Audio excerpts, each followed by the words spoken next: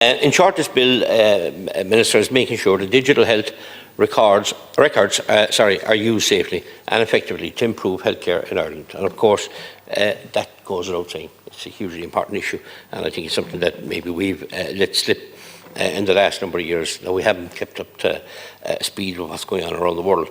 Today I want to talk about something that's been making headlines and raising eyebrows in the cost of Ireland's new children's hospital, or as some like to call it, the €1 billion playground for future doctors.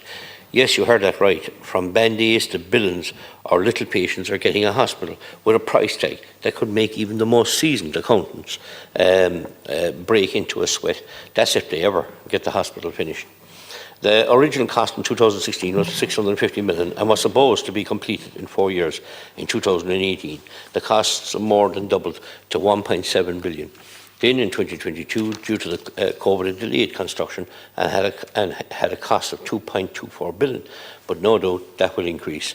According to BAM and the courts, it looks like the government are to blame, or that the government are the source of the problem. When it eventually is built, it is no doubt going to be understaffed due to a shortage of doctors and nurses.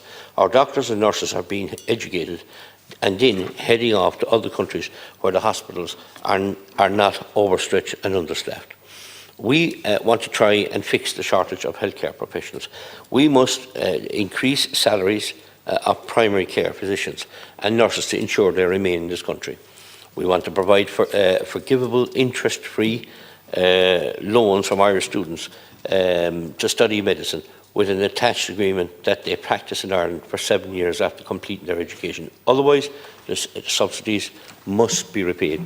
We want to subsidise rental or state-owned accommodation for healthcare professionals on low wages for a period of up to 5 years following entry to service.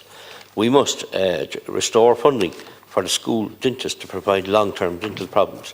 We must increase the number of medicines that pharmacists can prescribe to reduce demand on doctors. And we met with the pharmacies today in Dublin earlier on.